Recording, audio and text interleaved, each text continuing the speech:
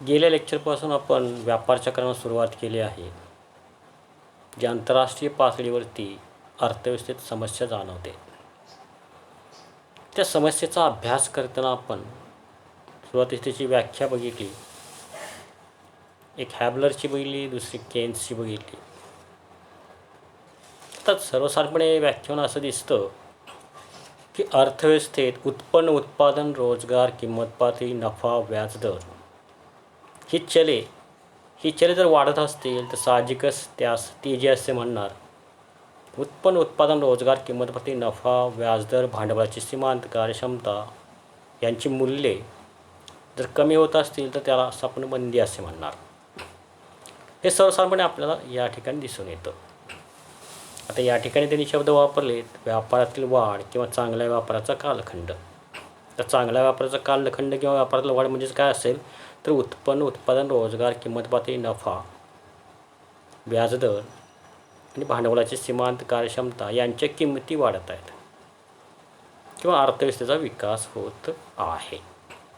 आता हे आपण सर्वसाधारणपणे अभ्यासलं आहे, याचा विचार आपण थोडक्यात केलेला आहे.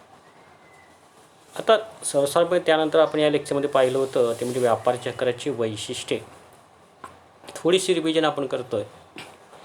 तर व्यापार चक्रांच्या वैशिष्ट्यामध्ये आपण पहिलं वैशिष्ट्य अभ्यासलं होतं ते म्हणजे निश्चित कालावधी. म्हणजे व्यापार चक्रांचा निश्चित असा कालावधी आहे. जगलर असेल, किचन असेल, कॉन्ट्रॅटिव्ह असेल, ह्यांचा असा निश्चित असा कालावधी आहे. किंवा तेजी असेल तर तेजीच कायमस्वरूपी राहत नाही, तर काही कालावधीनंतर तेजी संपुष्टात येते आणि मंदी चालू होते. मंदी पण कायमस्वरूपी राहत नाही, तर मंदी काही कालावधीत संपुष्टात येते आणि परत तेजी येते.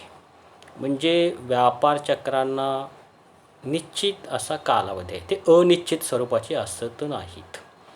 दुसरं वैशिष्ट्य आपण अभ्यासलं होतं ते म्हणजे सर्वसमावेशक घटना आहे. म्हणजे तेजी म्हणजे जे चक्रे किंवा व्यापार चक्रे ही एक सर्वसमावेशक घटना आहे किंवा सामान्य घटना आहे. जसं आपण अभ्यासलो जपानमध्ये भूकंप सतत होतात, सर्वसामान्य घटना आहे. भारतात लोकसंख्या वाढते, सर्वसामान्य घटना आहे. हिवाळ्यात थंडी, उन्हाळ्यात ऊन लागतं आणि पावसाळ्यात पाऊस पडतो, ही सर्वसामान्य घटना आहे. त्याचप्रमाणे भांडवलीशाही अर्थव्यवस्थेत व्यापार चक्र येणे ही सर्वसामान्य घटना आहे. हे त्याचं दुसरं वैशिष्ट्य आपण अभ्यासलं होतं. तर तिसरं वैशिष्ट्य केन्सने मांडलं होतं ते म्हणजे गुंतवणुकीच्या संदर्भात. केन्स म्हणतो तेजीचा कालखंड असेल तर या कालखंडात उपभोग्य वस्तूपेक्षा भांडवली वस्तूमध्ये जास्त गुंतवणूक केली जाते. आता उपभोग्य वस्तू म्हणजे काय तुम्हाला माहीत आहे. आपण दररोज सकाळी उठल्यापासून संध्याकाळी जे वस्तू वापरतो ती म्हणजे उपभोग्य वस्तू. आणि भांडवली वस्तू म्हणजे कोणत्या ज्या दीर्घकाळ टिकून राहतात त्यांना आपण भांडवली वस्तू म्हणतो आहे. उदाहरण घेतलं तर टी व्ही आणि फ्रीज, पंखा असेल.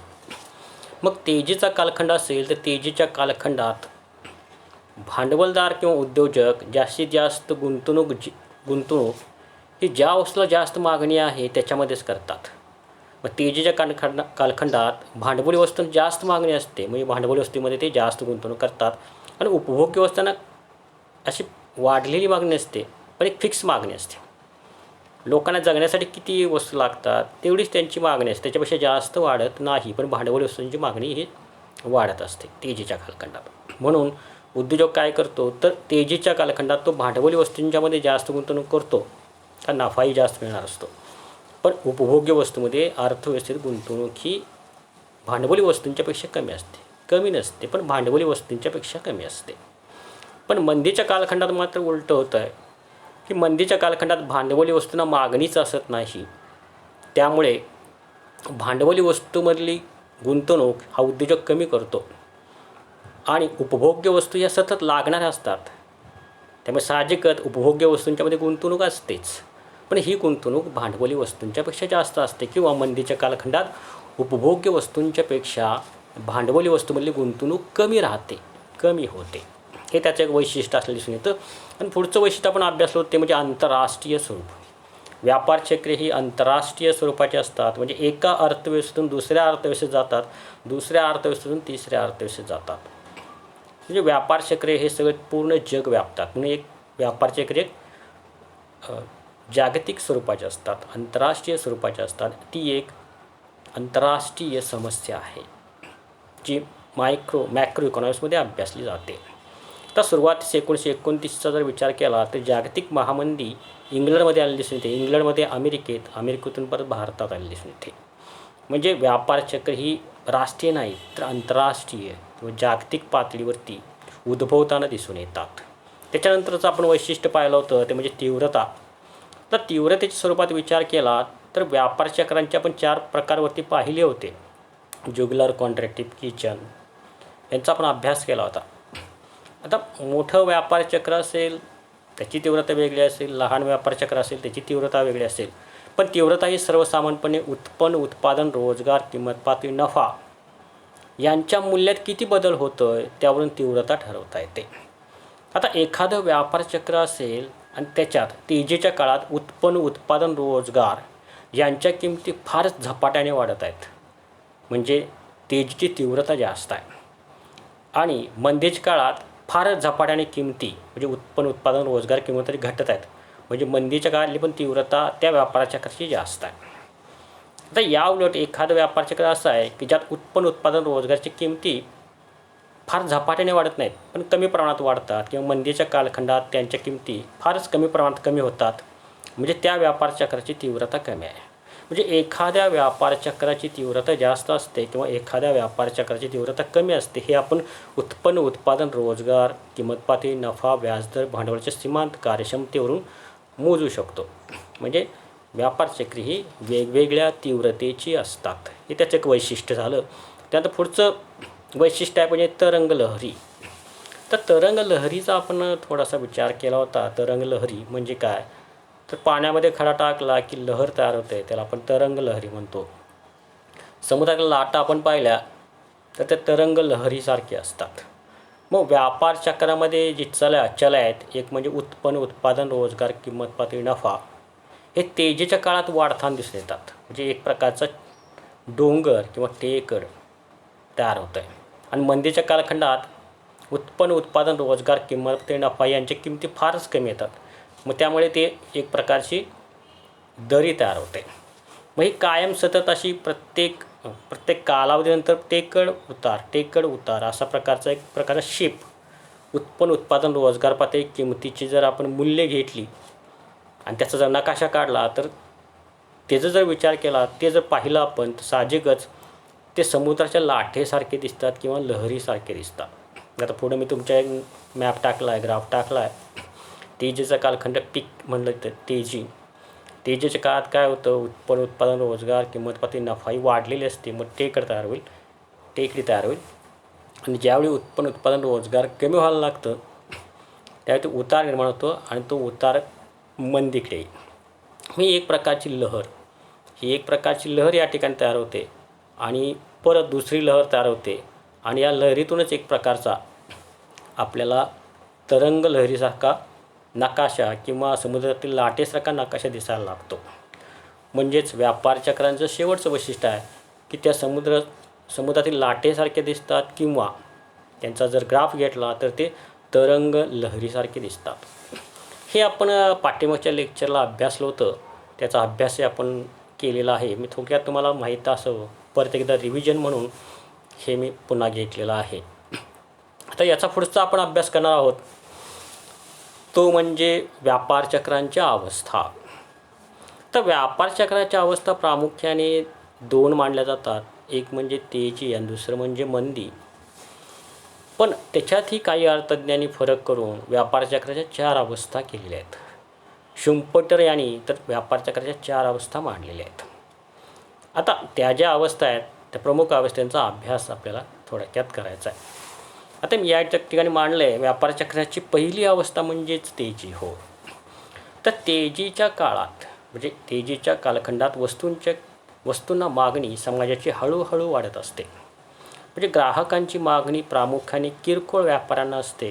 ग्राहक किरकोळ व्यापाऱ्यांना मागणी करू लागतो, किरकोळ व्यापारी गाहूक व्यापाऱ्यांना मागणी करू लागतो आणि गाहूक व्यापारी उत्पादकांना मागणी करू लागतो. ज्यावेळी उत्पादकांना मागणी येऊ लागते त्या उत्पादक साहजिकच उत्पादन काढण्याचा प्रयत्न करतो. आणि हे उत्पादन काढत असताना प्रामुख्याने उत्पादक किंवा उद्योजक हा साधन सामग्री कुणाची जर कच्चा माल जो आहे कच्चा मालाचा जो मालक आहे त्याच्याकडे प्रथमतः कच्च्या मालाची मागणी करतो. कच्चा माल म्हणजे कोणता? तर ऊस, कापूस, हेमेटाईट, लिग्नाईट हे एक सगळा कच्चा माल आहे. या कच्च्या मालापासून पक्का माल बनवला जातो. मग कच्च्या मालाच्या उत्पादकाकडे प्रामुख्याने उद्योजक कच्च्या मालाची मागणी करतो. कच्च्या मालाची मागणी केली असता साहजिकच कच्च्या मालाच्या उत्पादकाचं उत्पन्न वाढेल. तर त्या कच्चा माल घेऊन उद्योजक उत्पादक घटकांना घेतो आणि दोघांच्या माध्यमातून उत्पादन काढतो. आता उत्पादक घटक म्हणजेच कोण असेल तर श्रमभूमी, भांडवल, संयोजक, कच्चा माल ह्या दोहांच्या माध्यमातून अर्थव्यवस्थेत उत्पादन निघत असतं. आणि उद्योजक काय करतो? यांना एकत्र करतो आणि अर्थव्यवस्थेतलं उत्पादन काढण्यास सुरुवात करतो. उत्पादन काढल्यानंतर कच्च्या मालाच्या उत्पादकाला जसे किंमत दिली जाते, ऊस असेल, कापूस असेल, हेमेटाईट असेल, लिग्नाईट असेल, दगडी कोळसा असेल, ह्या कच्च्या मालाच्या मालकाला त्याचं किंमत दिली जाते. तसंच श्रमिकाला वेतन, भूमीला खंड, संयोजकाला नफा, भांडवलावरती व्याज हे दिलं जातं. मग हे जसं दिलं जातं अर्थव्यवस्थेत तसं त्यांचे उत्पन्न वाढतं आणि साहजिकच कच्च्या मालाच्या उत्पादकाची मागणी वाढते आणि उत्पादक घटकांचीही मागणी वाढते. म्हणजे अर्थव्यवस्थेतली मागणी परत हळूहळू वाढू लागते. आता ही मागणी पण पूर्ण करावी लागते. उत्पादक घटकांची आणि कच्च्या मालाच्या उत्पादकाची वाढलेली मागणी पूर्ण करण्यासाठी उद्योजक परत भांडवलाची जुळवाजुळव करावं लागतो. तो बँकेकडे जातो, बँकेकडून कर्ज घेतो आणि परत मोठ्या प्रमाणात उत्पादन काढण्यास सुरुवात करतो. म्हणजे अर्थव्यवस्थेतला पुरवठा हा वाढत जातो. पुरवठ्याच्या अगोदर समाजाची मागणी वाढत असल्यामुळे अर्थव्यवस्थेतली एकूण मागणी, त्यानंतर एकूण पुरवठा, त्यानंतर एकूण गुंतवणूक, कारण एकच उद्योजक गुंतवणूक करत नाही तर समाजाची मागणी वाढल्यामुळे सर्व अर्थव्यवस्थेतले उद्योजक गुंतवणूक करू लागतात. म्हणजे एकूण गुंतवणूक म्हणजे एकूण भांडवल गुंतवणूक वाढत जाते. याच काळात वेतन, खंड, नफा, व्याजदर, भांडवलाची सीमांत कार्यक्षमता ही सतत वाढत जाते. अर्थव्यवस्थेतलं आर्थिक वृद्धी दर वाढत जातो, राष्ट्रीय उत्पन्न वाढत जातं आणि दरडोई उत्पन्नही वाढत जातं. आता हे सतत वाढत जातं त्यामुळे अर्थव्यवस्थेतला एकूण पुरवठा, एकूण मागणी, एकूण उत्पादन, एकूण रोजगार हा वाढत जातो. पण सर्वसाधारणपणे या वाढीबरोबरच अर्थव्यवस्थेत एक पुनर्रोजगाराची अवस्था प्रस्थापित होते. आता पुनर्रोजगार म्हणजे काय? तर श्रमभूमी, भांडवल, संयोजक ह्या चौघांनाही पूर्ण काम मिळालेलं आहे.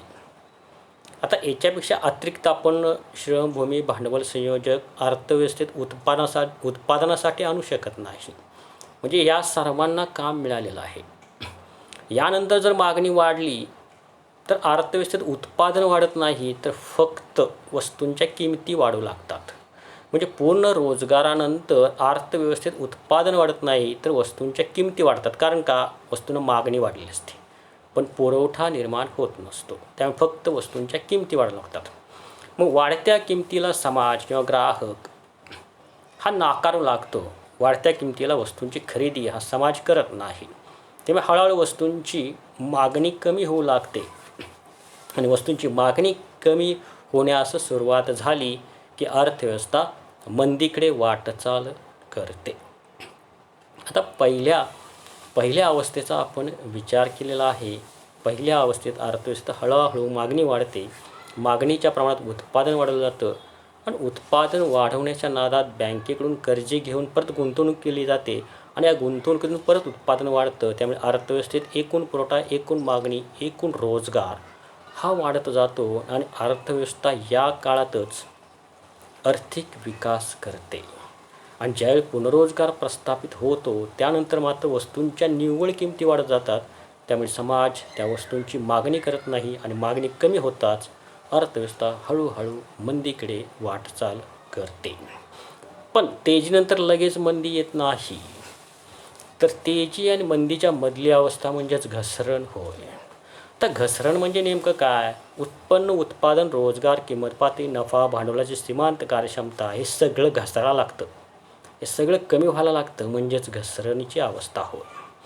तर घसरणीच्या अवस्थेत प्रामुख्याने समाजाने विरोध दर्शवला असतो वाढत्या किमतीला. त्यामुळे समाज मागणी कमी करू लागतो आणि समाजाने मागणी कमी केली की साहजिकच किरकोळ व्यापाऱ्यांच्याकडे असलेली वस्तूंची मागणी कमी होते. किरकोळ व्यापारी घाऊक व्यापाऱ्यांच्याकडे असलेली वस्तूंची मागणी कमी करतो आणि घाऊक व्यापारी उत्पादकाकडे असणारी आपली मागणी कमी करतो. यामुळे साहजिकच मागणी कमी झाल्यामुळे उद्योजक उत्पादन कमी करण्यास सुरुवात करतो. मग तो साहजिकच कामगारांना कामावरून कमी करणे, काहींचे कमी तास करणे अशा प्रकारचे निर्णय घेऊ लागतो आणि यातूनच अर्थव्यवस्थेतील खंड, वेतन, व्याज, नफा यांच्या किमती घसरण्यास सुरुवात होते. जसजशी मागणी कमी होत जाईल तसतशी अर्थव्यवस्थेतली बेकारी ही सातत्याने वाढत जाते आणि उत्पन्न, उत्पादन, रोजगार, किंमत पातळी, नफा, भांडवलाची सीमांत कार्यक्षमता, व्याजदर हा घटण्यास सुरुवात होते. या काळात अर्थव्यवस्थेचा आर्थिक विकास हा घटण्यास किंवा मंदावण्यास सुरुवात होतो. दरडोई उत्पन्न मंदावण्यास सुरुवात होतं आणि आपला आर्थिक वृद्धिदर ही घटण्यास सुरुवात होते. ही अवस्था म्हणजेच घसरणीची अवस्था होय, की ज्या काळात उत्पन्न, उत्पादन, रोजगार, किंमत पातळी, नफा, व्याजदर हा सर्व घटण्यास सुरुवात होते. आणि याच्यानंतरचा विचार केला की घसरणीतून अर्थव्यवस्था मंदीकडे जाण्यास सुरुवात करते. आता इथे या तिसऱ्या स्टेजमध्ये किंवा तिसऱ्या अवस्थेमध्ये जर विचार केला तर मंदीच्या कालखंडात अर्थव्यवस्थेतील सगळ्या वस्तूंची मागणी झपाट्याने कमी होऊ लागते. कारण घसरणीमुळं सर्वच वस्तूंच्या किमती घसरायला लागतात. कारण का तर मागणी कमी होत असते. आणि मंदीच्या कालखंडात तर पूर्णतः मागणी कमी होत चाललेली असते. कारण का घसरणीच्या काळात, मंदीच्या काळात मागणी फारच कमी होत असते.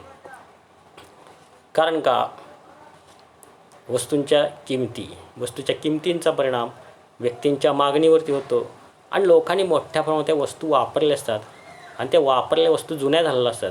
त्यामुळे जुन्या वस्तूंना मागणीही राहत नाही. त्यामुळे घसरणीच्या काळात जी मागणी कमी झालेली असते ती मंदीच्या काळात फारच वस्तूची मागणी कमी होते. त्यामुळे जे उत्पादक घटक आहेत सर्व उत्पादक घटकांचा रोजगार कमी होऊ लागतो, ते बेकार होऊ लागतात आणि अर्थव्यवस्थेत बेकारांचं प्रमाण वाढू लागतं. अर्थव्यवस्थेत बेकारीच्या वाढीबरोबरच काही उद्योग संस्था ह्या ज्यांनी कर्ज घेतलं असतं बँकेकडून ते बँकाचे कर्जे फेडण्याच्या पाठीमागे लागतात. बँकाही अर्थव्यवस्थेची स्थिती पाहून किंवा बाजारपेठेमधली स्थिती पाहून आपल्या कर्जाची वसूल करण्याच्या पाठीमागे लागतात.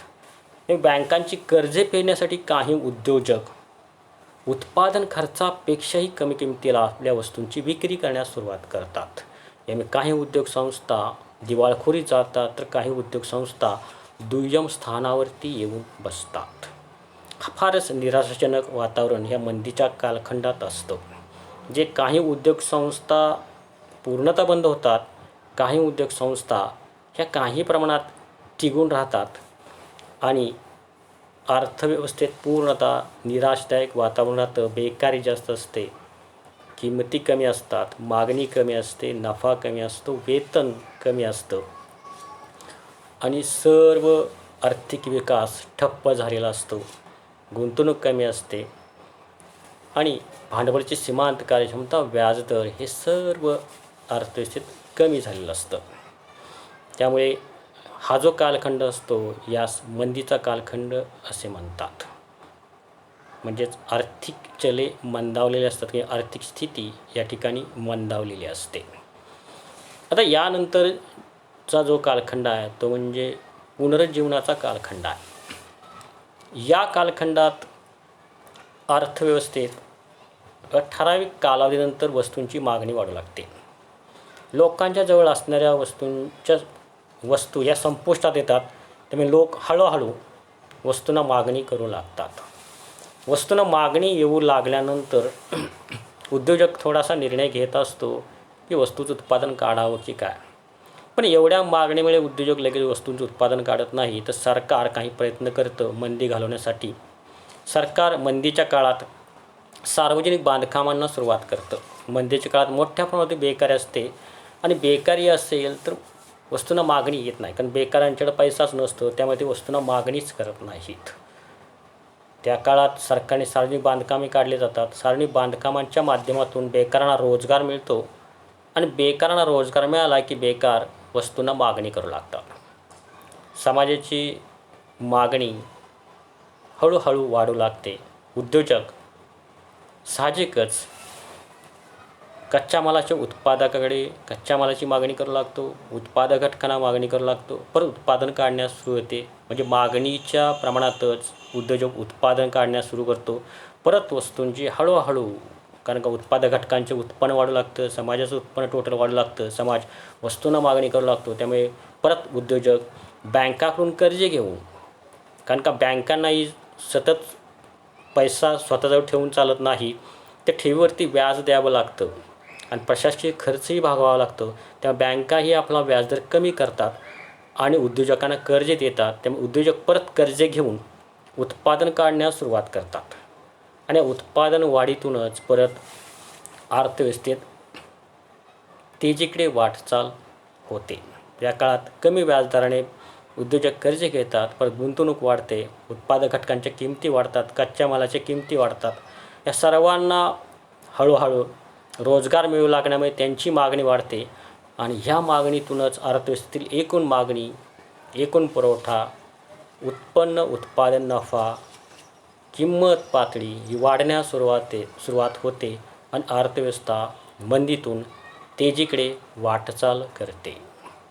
आज आपण या 4 अवस्थांचा अभ्यास केला। एक म्हणजे तेजी। तेजीचा कालखंड म्हणजे आर्थिक विकासाचा कालखंड आहे। दुसरा कालखंड म्हणजे घसरण, की ज्या काळात आर्थिक विकास घसरण्यास सुरुवात होतो। आणि तिसरा कालखंड म्हणजे मंदी, ज्या कालखंडात आर्थिक विकास मंदावतो। आणि चौथा जो कालखंड आहे तो म्हणजे पुनरुज्जीवन, की ज्या कालखंडात अर्थव्यवस्था ही परत तेजीकडे जाण्यास सुरुवात करते, म्हणजे तिचं पुनरुज्जीवन घडून येतं आणि आर्थिक विकास होण्यास सुरुवात होते। गेल्या लेक्चरपासून अभ्यासलं एक म्हणजे व्यापार चक्र म्हणजे काय, त्याची वैशिष्ट्ये आपण अभ्यासली आणि त्यानंतर व्यापार चक्राच्या अवस्थाही आपण अभ्यासले। आता हा ग्राफ मी तुम्हाला गेल्या लेक्चरला बोललो आहे। आता या ग्राफमध्ये थोडंसं आपण पाहिलं आहे तेजी, PP जो आहे पूर्ण रोजगाराची अवस्था आहे। या पूर्ण रोजगाराच्या अवस्थेच्या वरती वस्तूंच्या किमती जर वाढले, वस्तूंच्या किमती वाढत जातात, त्यामुळे लोक वस्तू घेण्यास नकार देतात, त्यामुळे अर्थव्यवस्थेत मंदी येण्यास सुरुवात होते। PP पुनर्रोजगाराची अवस्था आहे। टेकड जे दिसतं ते म्हणजे तेज आहे आणि खाली दरी जे दिसते ती म्हणजे मंदी आहे। आणि हे असंच भांडवलशाही अर्थव्यवस्थेत चालू राहतं। एक काही वेळेस तेजी येते, परत मंदी येते, परत तेजी येते, परत मंदी येते। पण ह्या तेजी आणि मंदीमधल्या 2 अवस्था आहेत, त्या म्हणजेच तेजीनंतर घसरण, घसरणानंतर मंदी, मंदीनंतर पुनरुज्जीवन। आपण बऱ्यापैकी व्यापार चक्रांच्या अवस्था आणि वैशिष्ट्य अभ्यासलेत। आता याच्या संदर्भातले जे सिद्धांत अर्थतज्ञांनी मांडलेले आहेत, त्या सिद्धांतांचा अभ्यास आपण पुढच्या लेक्चरला करणार आहोत। Okay, thanks.